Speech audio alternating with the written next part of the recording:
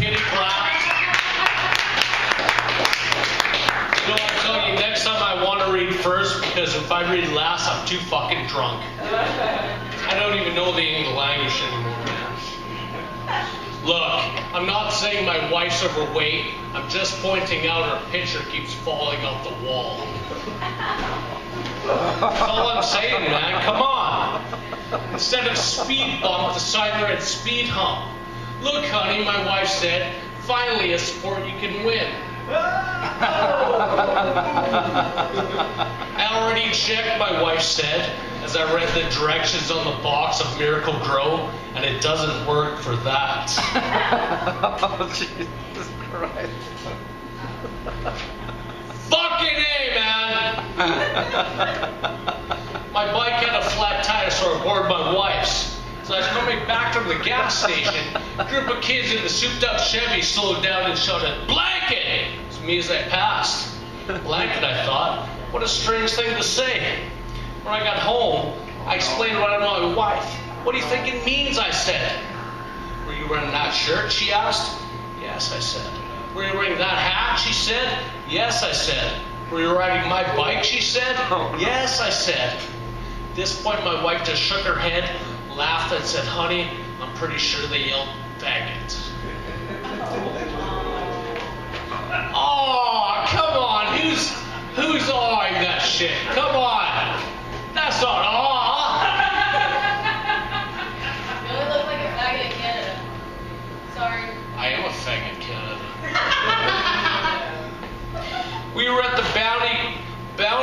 See, this is why I've got to read first, man. We were at the Bonnieville County Fair, watching a second-rate magician juggle chainsaws. He asked for a volunteer from the audience, then pulled a cowboy sitting next to us up on stage.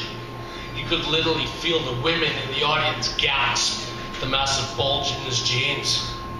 My wife leaned in close and whispered, "Do you think his jeans could get any tighter?"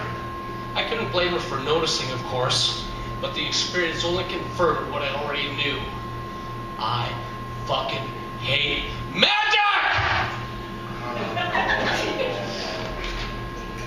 It's true. I fucking hate magic. After drinking a bottle of top shelf tequila, my wife started talking about giving me a blowjob.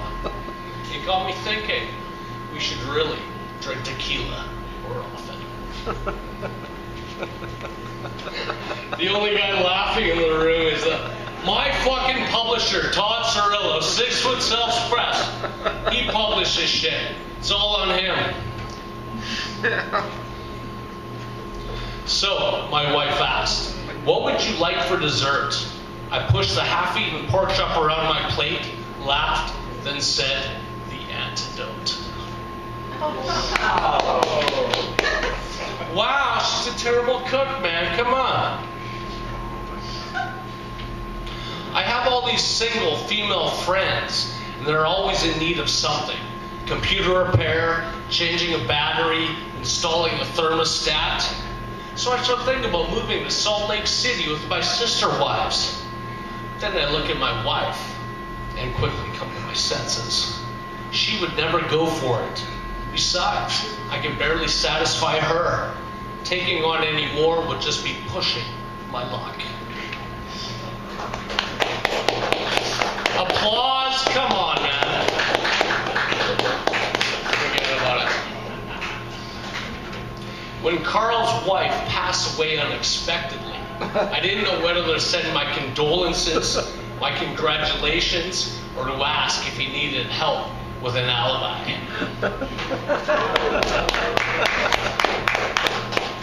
I was going to do something totally different tonight, but now I'm just going rogue. I swear to God.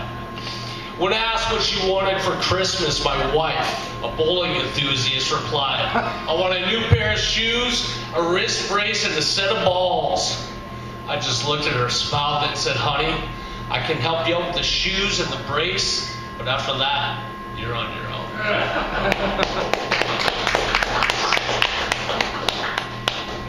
I was driving with a cigarette in one hand, cup of coffee in the other, steering with 2 fingers, all the while eating sunflower seeds. Wow, honey, I said, I should get some kind of award for driving like this. Yeah, my wife agreed. It's called a ticket.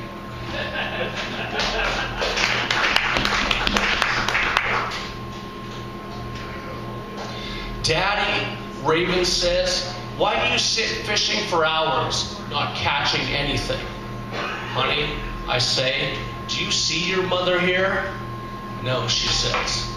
Exactly, I say.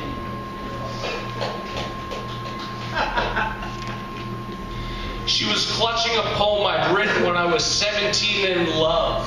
I was asleep on the couch when she started hitting me with the telephone, screaming, "Who's Alice? Who's Alice? Why don't you love her? Why don't you phone her? Why don't you marry her? Who's Alice?" I shielded myself from her blows as best I could and thought about Alice. Her blue eyes, her gentle nature, her small, perfect breasts. I wondered where she was and if someone was beating her for things she'd written about me. You and I are soulmates, Sandra Dawn said. I found you in this world, and I'll find you in the next, and the next, and the next. I will never stop looking. I will always find you. There you go, I said, again with the threats. I want to do something important with my life, Sandra Dawn said. Like what? I asked. I want to go into politics, become a school teacher, cure cancer. Hell, I don't know. I just want to do something. What do you think I should do? Well, I said, you could always start by losing 20 pounds.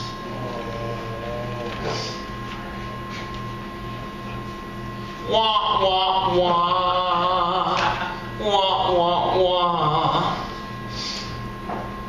Back from basic training, Tommy recounted stories, barbaric drills, horrific exercises, and long, inhumane days. Finally, he said, it's incredible how much punishment the human body can take and still keep going. At which point I looked at Sandra Dawn, nodded my head in agreement, then said, brother, you're speaking to the choir.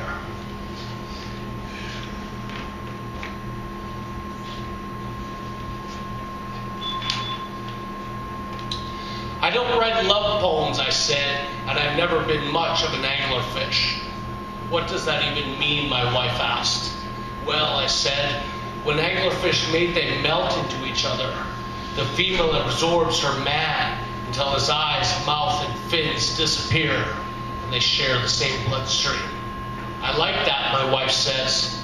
Well then, I say, come here, mama, and let me hold you tighter.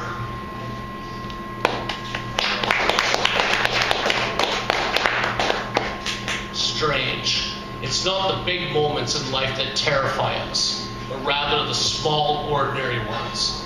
I can stand in front of 300 people, or in this case, 12 or 15, and read poetry, yet my knees shake when I lean in close and kiss you good night. Pity claps, bring it on, come on. No, that was a good one, man. Tracy Lee, you throw a better football, catch more fish, and always take my money at poker. You are the best campfire cook. Make the perfect Ukrainian dinner. You once told me the secret ingredient in your pierogi dough was love. You said you were an alien, that you believed your real parents would come back for you someday, that you stopped waiting when you met me. You have the best story ideas, the funniest punchlines, and there's more poetry in your green eyes than I could possibly squeeze from the keys of my typewriter. You teach me that fear must be overcome, that demons shouldn't win, and that the most important lessons in life are to never complain, never surrender, and never say die. You, my alien princess, my shining light, my one great love, you make me want to live to the point of tears.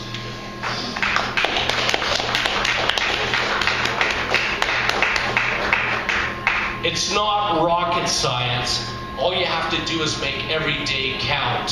So when death finally comes to take you, you have no unfinished business, your loved ones know exactly how you feel, and your bucket list is empty. No regrets. The end will come soon enough.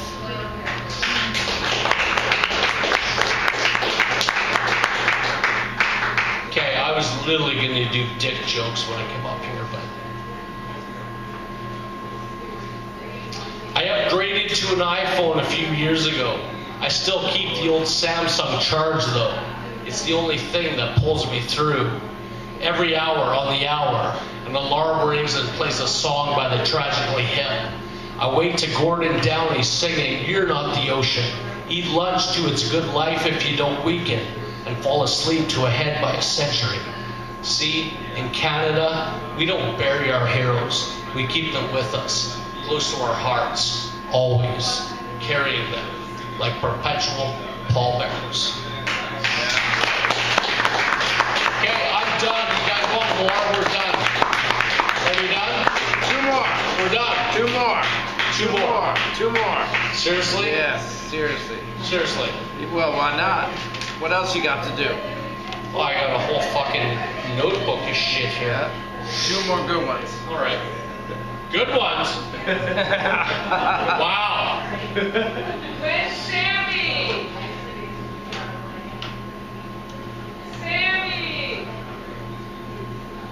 Another pocket. Okay. Sandra Dawn was sex crazed and filthy. The great irony is that when it came to sex, she resorted to baby talk. She called her pussy her ducky and my cock a wee-wee. "Do you want to put your wee-wee inside my ducky?" she would ask. It wasn't just strange. It was inaccurate. Anybody who's been with Sandra Dawn knows full well she doesn't have a ducky. It's a fucking mongoose. Oh. Sorry, man. Don't be sorry. When Sammy was diagnosed with bone cancer and they amputated his left arm, he took it rather well. In fact, his only real complaint was being out the $400 he spent on the tattoo. Are we done? We're done? We're done? I could probably have another hour with poetry. He definitely has an hour of poetry.